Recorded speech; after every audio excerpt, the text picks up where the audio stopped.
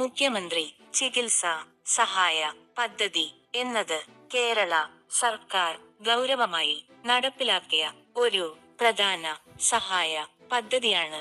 ഗുരുതര രോഗങ്ങൾ ചികിത്സിക്കാൻ സാമ്പത്തിക പ്രയാസം അനുഭവിക്കുന്ന സാധാരണ കുടുംബങ്ങൾക്ക് സഹായം നൽകുക എന്നതാണ് ഈ പദ്ധതിയുടെ ലക്ഷ്യം.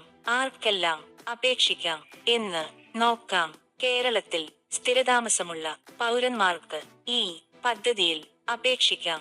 കുടുംബത്തിന്റെ വാർഷിക വരുമാനം നിശ്ചിത പരിധിക്കുള്ളിൽ ആയിരിക്കണം. ഗുരുതര രോഗങ്ങൾക്ക് ചികിത്സ ആവശ്യമായ സാഹചര്യം ഉണ്ടായിരിക്കണം. സർക്കാർ അംഗീകൃത ആശുപത്രികളിൽ ചികിത്സ നടക്കണം. ഇപ്പോൾ എത്ര തുക വരെ സഹായം കിട്ടും എന്ന ചോദ്യം വളരെ പ്രധാനമാണ്.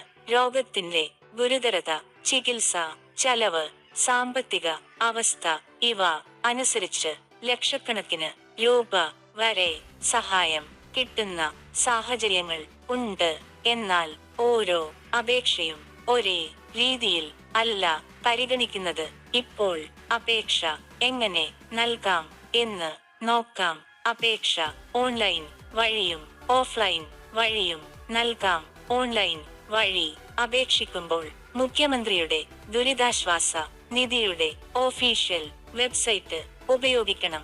ഓഫ്ലൈൻ അപേക്ഷ നൽകുമ്പോൾ നിങ്ങളുടെ വില്ലേജ് ഓഫീസ്, താലൂക്ക് ഓഫീസ് അല്ലെങ്കിൽ ജില്ലാ കളക്ടർ ഓഫീസ് വഴിയാണ്. അപേക്ഷക്കൊപ്പം എന്തെല്ലാം രേഖകൾ വേണ്ടി വരും?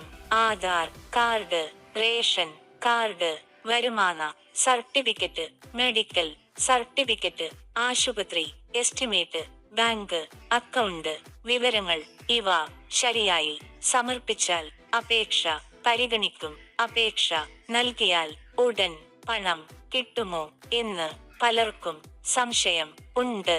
സർവേ, പരിശോധന റിപ്പോർട്ട് ഇവ പൂർത്തിയായ ശേഷം മാത്രമേ സഹായം അനുവദിക്കൂ. അതുകൊണ്ട് കുറച്ച് സമയം എടുക്കും എന്നത് മനസ്സിലാക്കണം.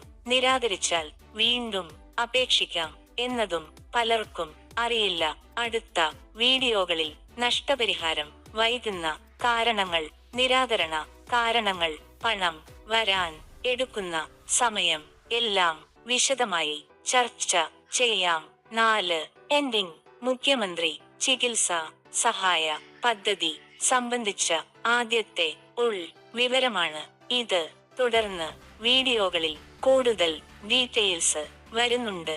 ഉപകാരപ്പെട്ടാൽ Bharat public media channel subscribe ചെയ്യുക, വീഡിയോ ഷെയർ ചെയ്യുക. നന്ദി.